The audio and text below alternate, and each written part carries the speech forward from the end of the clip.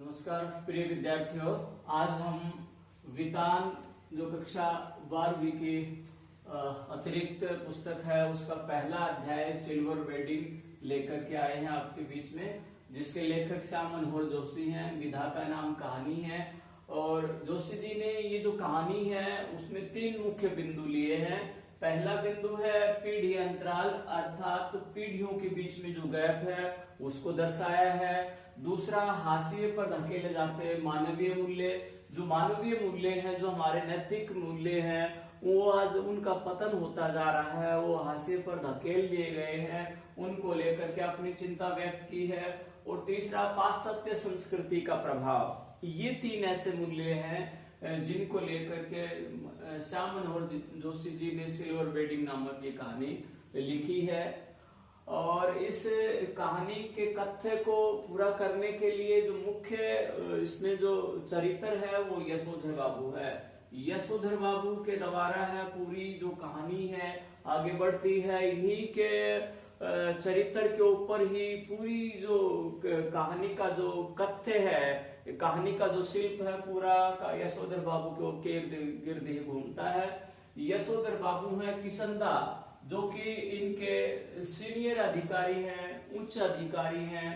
हालांकि इनकी मृत्यु हो चुकी है, लेकिन उनका जो जीवन है, उनका जो आदर्श है, उसी आदर्श के ऊपर यशोधर बाबू अपना जीवन व्यतीत करते हैं। परंपरावादी हैं, पुराने विचारों के धनी हैं, लेकिन इनके बच्चे और पत्नी के विचार हैं वो आधुनिक विचार हैं, और इनके अंतर्दवन से ही कहानी है वो आगे बढ़ती है।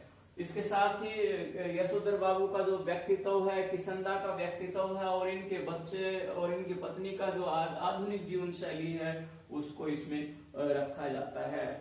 कहानी के जो मुख्य नायक है, मुख्य जो पात्र हैं यशोधर बाबू हैं, वो एक कार्यालय में उच्च सेक्शन विभाग के अधिकारी के रूप में काम करते हैं। एक परंपरागत जीवन, एक संस्कारों वाला जीवन व्यतीत करते हैं, और उसमें प्रतिदिन जल्दी उठना, मंदिर में जाना, पूजा अर्चना करना, फिर समय पर पैदल घर से पैदल कार्यालय में जाना, कार्यालय में दिन भर काम करना, 5 बजे के बाद में फिर शाम को बिरला मंदिर में जाना, लोगों से मिलते हुए 8 बजे तक वापस आना, ये उनके दिनचर्या का हिस्सा होता था। और जब भी यशोधर बाबू के ऊपर कोई मुसीबत, कोई कष्ट आता था, तो अपने किसंदा को, अपने आदर्श को वो याद करते थे। या यूं कहें कि किसंदा का जो मानस पुत्र था वह यशोधर बाबू है।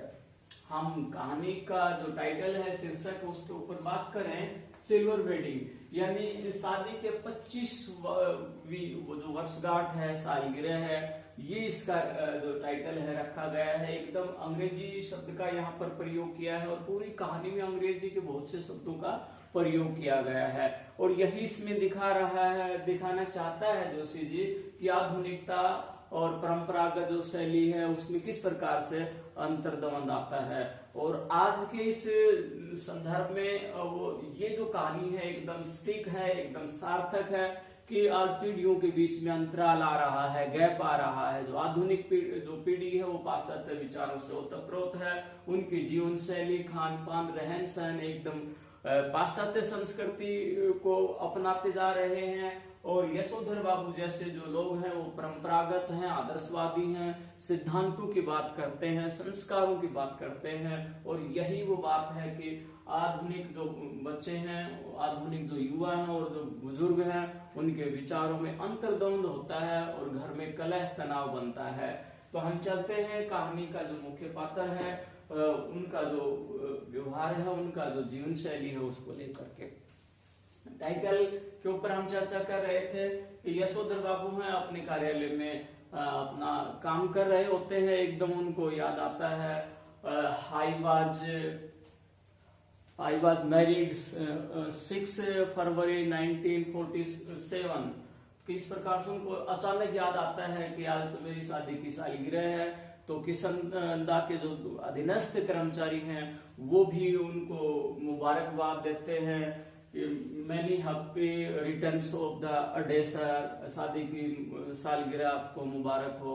और आज आपकी शादी को पूरे 25 वर्ष हो गए हैं, इसलिए पार्टी हो जानी चाहिए, कुछ स्पेशल खाना पीना हो जाना चाहिए। लेकिन यशोधर बाबू हैं, उनको एकदम नकार देते हैं, मना कर देते हैं कि मैं इस प्रकार के शादी की सालगिरह मनाना, जन्मदिन मनाना ये उचित नहीं मानता, ये मेरे सिद्धांतों के खिलाफ है। लेकिन बार बार कहने के बावजूद वो मात्र 10 रुपए का एक नोट उनको चाय और मट्ठी के लिए देते हैं। लेकिन उसके नेक्स्ट जो चड्डा और उसके जो दूसरे साथी हैं, कार्यालय के जो कर्मचारी हैं, वो मना कर देते हैं और जैसे तैसे करके वो 10-10 के 2 नोट निकाल के देता है। तो यहाँ से कहानी शुरू होती है कि यशोधर बाबू कितने परंपरागत हैं, कितने सिद्धांतों के धनी हैं कि वो छोटी छोटी बातों के ऊपर कोई भी खर्चा नहीं करना चाहते हैं।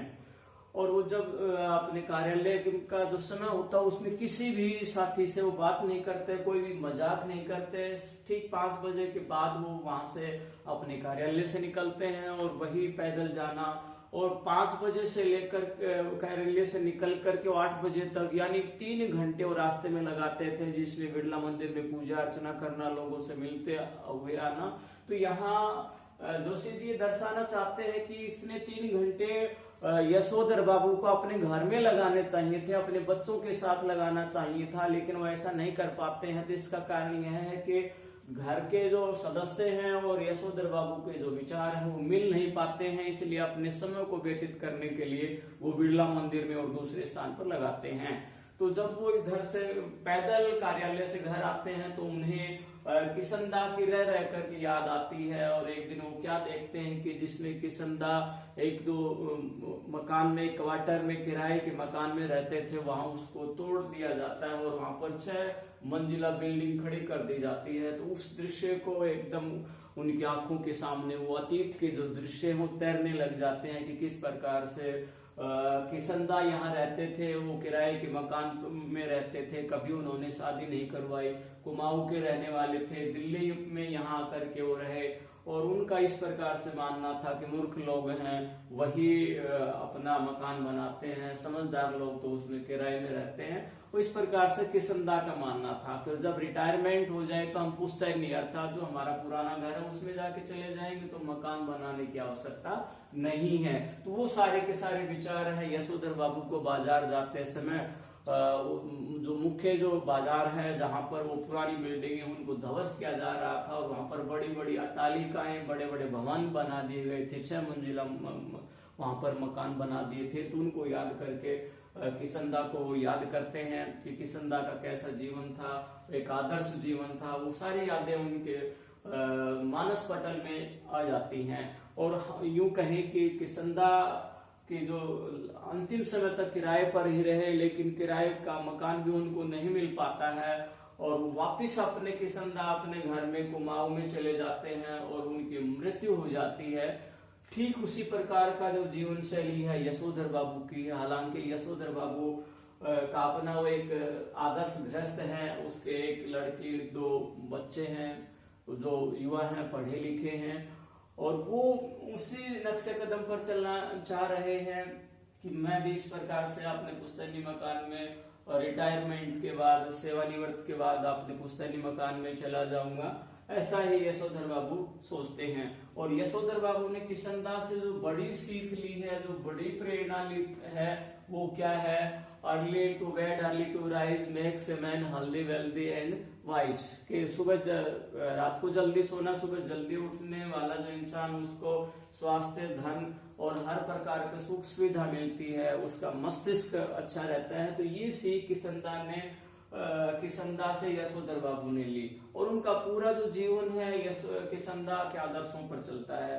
तो इस प्रकार से याद करते हुए वो यशोधर बाबू अपना जीवन व्यतीत करते हैं। और ऐसे ही वो रात्रि के 8 बजे अपने घर पहुंचते हैं, और घर पहुंचते हुए उसका वो क्या देखते हैं, जिस प्रकार से सुदामा कृष्ण के पास से मिल के आता है कि मेरी इच्छा पूरी करो, मेरी आवश्यकताएं पूरी करो। तो जब सुदामा वापिस आता है तो उसकी झोपड़ी की जगह उसे महल दिखाई देता है। ठीक ऐसा ही यशोधर बाबू को देखते हैं कि उसके घर के आगे जो उसकी नेम प्लेट है उसमें वाईडी पंत के नाम से उसकी जो नेम प्लेट बाहर लगी हुई है, एक कार खड़ी हुई है, बाइक है, स्कूटी खड़ी हुई है, एक भीड़ का सा दृश्य उसको दिखाई देता है। यशोधर बाबू अचंभे में हैरान है कि ये सब क्या हो रहा है। अंदर क्या देखते हैं कि बड़ा जो लड़का है जो कि एक विज्ञापन कंपनी में उसको एक रोजगार मिल गया है, काम मिल गया है और 1500 रुपये महीना का वो कमाता है। तो उसकी जो आधुनिक जीवन शैली हो गई है, उसकी जो लड़की है वो भी एक प्राइवेट कार्यालय में काम करती है और जो मध्यम जो लड़का है उसको अप्लाइड ऑफिसर के रूप में वो देखना चाहते थे, लेकिन उनकी वो इच्छा नहीं पूरी नहीं होती है। कहने का मतलब ये है कि उसके सारे बच्चे हैं वेल एजुकेटेड हैं, पढ़े लिखे हैं, लेकिन वो आधुनिक जीवन शैली व्यतीत करने वाले हैं। तो वो जो घर का दृश्य एकदम बदला बदला दिखाई दे रहा है। बड़ा जो लड़का है उसका जो बॉस है उस आया हुआ है और वो बाहर जा रहा है, उसको सी ऑफ करने के लिए गया हुआ है और वो उस प्रकार से बात कर रहे हैं, अंग्रेजी में बात कर रहे हैं कि आपने जो रिगार्ड्स दिया है उसके लिए थैंक यू, इस प्रकार से बात करते हैं। तो उसको छोड़ के आते हैं। यशोधर बाबू सहमे अंदर जाते हैं और देखते हैं कि उनकी जो लड़की है उसने भी जींस पहना हुआ है, टॉप पहना हुआ है और उनकी जो पत्नी है उसने बालों में खिजाब उसने कलर लगाया हुआ है, एक विशेष प्रकार के इत्र उसने लगाए हुए हैं, होठों को उन्होंने लाल किया हुआ है। कहने का मतलब ये कि सारे आधुनिक जीवन शैली में उनका वो दृश्य दिखाई देता है, जो कि किशनदा ने यशोधर बाबू ने कभी इस प्रकार से भी ऐसे विचार ऐसे ख्याल उन्होंने नहीं रखे थे। लेकिन ये सारा का सारा एक जश्न हो रहा है, एक पार्टी का माहौल है। तो अंदर आते ही सभी उसको शुभकामनाएं देते हैं कि पिताजी आज आपकी शादी की 25वीं सालगिरह है, तो उसको केक काटने के लिए बोलते हैं। लेकिन यशोधर बाबू इन सब के लिए बोल देते समहाउ इम्प्रॉपर कि मुझे ये जैसा भी है मुझे अच्छा नहीं लगता, उचित नहीं लगता, मैं इस प्रकार के विचारों को मानने वाला नहीं हूँ। लेकिन सबके कहने से वो केक को काट देते हैं। काटने के बाद उसको खाते नहीं है क्योंकि उनको ये मानना है कि केक में अंडा मिला हुआ है और वो एक शाकाहारी थे, वो धार्मिक विचारों के थे, इसलिए उसे मना कर देते हैं। पत्नी उन्हें कहती है कि जल्दी से आप अपने कपड़े हैं और बदल करके बाहर आ जाओ, मेहमान आपका इंतजार कर रहे हैं ताकि जो पार्टी है सिल्वर वेडिंग का जो कार्यक्रम है वो आगे बढ़ सके। तो सभी जो गेस्ट हैं, सभी जो अतिथि हैं आपका इंतजार कर रहे हैं। लेकिन ये सारा दृश्य, ये सारा खर्च उन्हें किसी प्रकार से भी अच्छा नहीं लग रहा था। उनकी सिल्वर वेडिंग में कोल्ड ड्रिंक्स है और दूसरे प्रकार के नमकीन हैं, स्वीट्स हैं, वो सब लाए हुए हैं। पूरा जो घर है वो सजाया गया है, भिन्न भिन्न प्रकार के लाइट वहां उसमें प्रयोग की गई है, झालरें लगाई गई है। जबकि यशोधर बाबू ने अपने पूरे जीवन में 1 रुपया भी इधर उधर खर्च नहीं किया। आज यशोधर बाबू क्या देख रहे हैं कि बहुत से पैसे उसके सिल्वर वेडिंग में लगाए हैं, तो उसको अच्छा नहीं लग रहा है। वो अंदर जाकर के संध्या उपासना में लग जाते हैं। घर के सारे सदस्य हैं उनका इंतजार कर रहे हैं। लेकिन यशोधर बाबू हो संध्या के नाम पर, पूजा अर्चना के नाम पर वो ये सोचते हैं कि मैं यहाँ समय अधिक लगा दूंगा तो सारे के सारे जो गेस्ट हैं, अतिथि हैं, चले जाएंगे और मुझे इस प्रकार के कार्यक्रम में शामिल नहीं होना पड़ेगा। लेकिन ज्यादा समय लगाने के बाद उनकी पत्नी आती है, उनको झिटकती है कि तुम कैसे सारे जो गेस्ट हैं, अतिथि हैं, बाहर तुम्हारा इंतजार कर रहे हैं और तुम अब तक गमछा पहन के बैठे हो। गमछा एक प्रकार का तौलिया कि तुम इस प्रकार से बैठे हो, आपने कपड़े अभी तक चेंज नहीं किए हैं, बदले नहीं हैं। और इसी प्रकार से उनकी जो लड़की है वो भी आती है जिसने जींस पहना हुआ है, टॉप पहना हुआ है और इस प्रकार के जो कपड़े देख करके एकदम व्यंग्य करते हैं कि आप यशोधर बाबू के क्या पहना हुआ है। और उनकी पुत्री है वो उनके ऊपर व्यंग्य करती है कि सारे गेस्ट हैं, मेहमान हैं, तुम्हारा इंतजार कर रहे हैं और तुम अंदर यहाँ चुपके से बैठे हो, गमछा पहन के बैठे हो। कहने का मतलब ये है कि विचारों का जो अंतर्द्वंद है वो दिखाई दे रहा है। यशोधर बाबू ये चाहता है कि घर के जितने भी सदस्य हैं, चाहे लड़का है, लड़की है, पत्नी है, उसकी बात माने, उसका जो जीवन है उसके अनुसार चले। कोई भी मेरे लिए कोई बाहर का काम मुझे नहीं बताएं। घर के जितने भी सदस्य हैं जो भी काम करें मुझसे पूछ के करें। लड़के को जो पगार मिलती है, वेतन मिलता है, पे मिलता है, वो सबसे पहले आके मुझे दे। तो इस प्रकार के विचारों का अंतर्द्वंद उसमें दिखाई दे रहा है।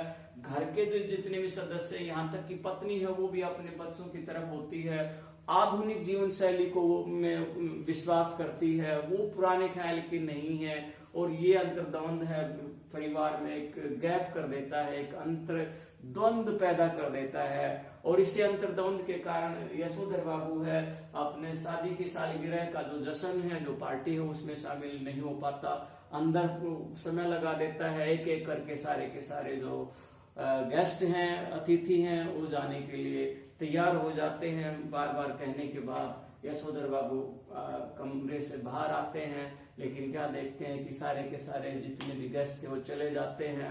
घर बड़ा लड़का जो बेटा है उसने भूषण, उसके लिए जो गिफ्ट लेके आए हैं, वो गिफ्ट उनको सौंपते हैं कि मैं आपके लिए गिफ्ट लेके आया हूँ, इसको आप खोलिए। वो फिर भी यहाँ यशोधर बाबू है समहाउ इम्प्रॉपर, अर्थात मुझे ये सब गिफ्ट वगैरह मुझे उचित नहीं लगते, मैं इस प्रकार की चीजों का शौकीन नहीं हूँ। उसकी बेटी है, वो भी उनको गिफ्ट प्रस्तुत करती है, उसके लिए भी मना कर देते हैं। और वो बेटा भूषण है, उसके लिए जो पूरे फुल जो गाउन है वो उसके लिए देता है, और कहते हैं कि पिताजी गाउन आपके लिए लेके आया हूँ, सुबह आप जब दूध लाने के लिए जाते हो तो इसको पहन के जाना, जो पुराने से कपड़े पहन के जाते हो अच्छे नहीं लगते।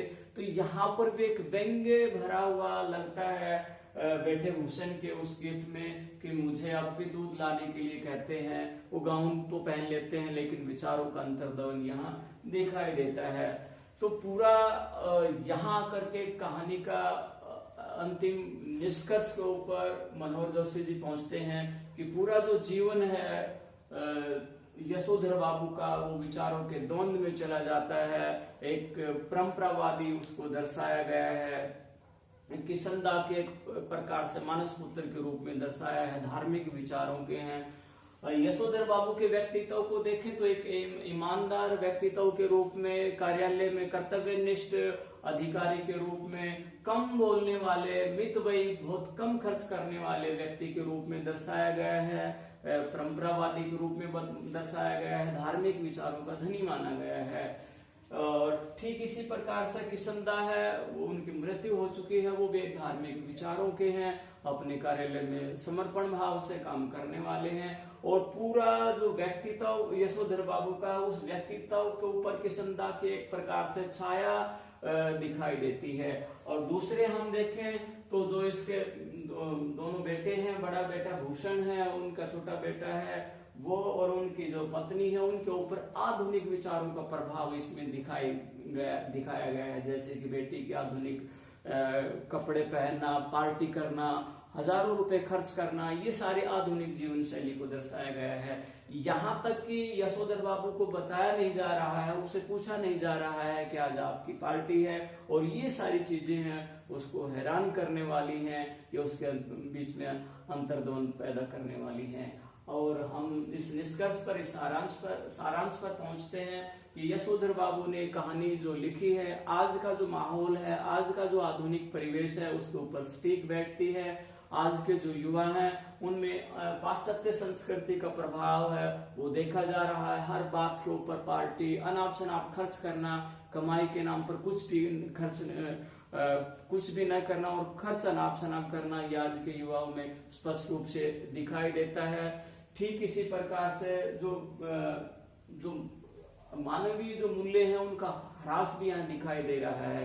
यशोधर बाबू से कोई पूछताछ नहीं करता है और वो बराबर अपने सिद्धांतों के लिए संघर्ष कर रहे हैं, लेकिन उसके जो बच्चे हैं उनकी किसी प्रकार से कदर नहीं करते। यहाँ श्याम मनोहर जोशी जी का यही कहना है कि हमें यशोधर बाबू की तरह बहुत ज्यादा परंपरावादी सिद्धांतों के धनी भी नहीं बनना चाहिए। हमें संतुलित जीवन व्यतीत करना चाहिए। और युवा पीढ़ी को भी मनोहर जोशी जी यही संदेश देना चाहते हैं कि युवा पीढ़ी को अपने माता पिता की बात को मानना चाहिए, उनका आदर सम्मान करना चाहिए, और कोई भी कार्य होता है उनसे पूछ के करना चाहिए। उनके के पास रहना चाहिए और उनकी जो अच्छी बातें हैं, उन्होंने जो संस्कार लिए हैं, जो उनके पुश्तैनी जो मौलिक विचार हैं, जो मौलिक मूल्य हैं, उन मौलिक मूल्यों को भी उनको स्वीकार करना चाहिए। यदि इसी प्रकार से आधुनिकता और प्राचीनता में द्वंद्व होगा तो वो हमारे लिए कलह का कारण होगा। तो जो युवा हैं उनको भी संदेश दिया गया है कि अपने जो अभिभावक हैं, जो वृद्ध जन हैं, उनके संस्कारों का पालन करें। आधुनिकता के साथ पाश्चात्य संस्कृति का मेल होना चाहिए। जो हमारे जो मानवीय मूल्य हैं उनको भी हमें स्वीकार करना चाहिए। लेखक श्याम मनोहर जोशी जी आधुनिक जो पीढ़ी है उसको यही संदेश देना चाहता है, और जो घर के जो आदर्शवादी हैं, जो बुजुर्ग हैं, उनको भी इस प्रकार से स्वीकार करना चाहिए कि समय के अनुसार उनकी जीवन शैली में परिवर्तन होना जरूरी है, तभी जीवन में शांति सुख समृद्धि आएगी। अगर इसी प्रकार से अंतराल रहेगा तो कलह पैदा करने वाला होगा।